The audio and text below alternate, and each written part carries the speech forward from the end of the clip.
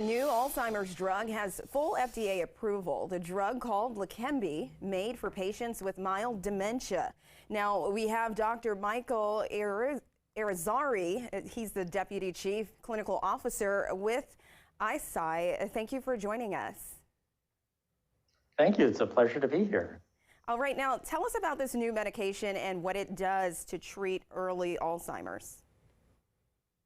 On behalf of Eisai, it's really a pleasure to be here to talk about the medication called LEQEMB, which received traditional approval from the FDA for the treatment of Alzheimer's disease. The treatment slows the progression of Alzheimer's disease, meaning that it slows the decline in thinking and memory and the decline in daily activities in the earliest stages of Alzheimer's disease. Now tell us, are there any safety concerns we should be aware of? LEQEMB can cause serious side effects. These include temporary areas of swelling in the brain and small spots of bleeding and sometimes larger areas of bleeding. And these side effects are called ARIA, or amyloid-related imaging abnormalities. They're usually asymptomatic, but sometimes can cause serious symptoms. So before treatment, patients should talk to their doctor and understand that there will be monitoring and also tests done before treatment to evaluate for that risk.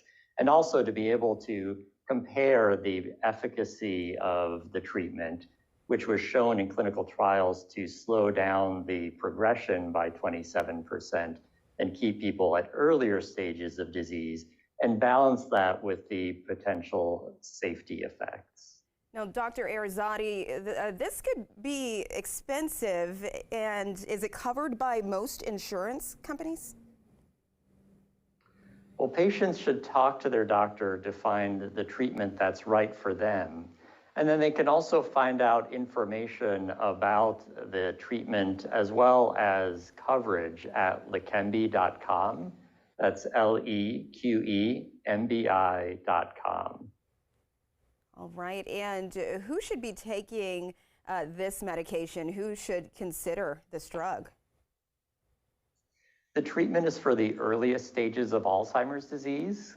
This is called mild cognitive impairment due to Alzheimer's disease, which is people that have difficulty remembering new things and the beginnings of cognitive changes, as well as the mild stages of Alzheimer's disease, where there's already some impairment of their activities, but they're not yet dependent on people.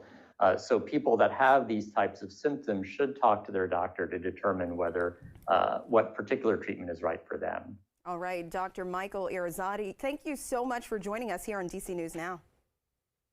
Thank you so much. All right, your time.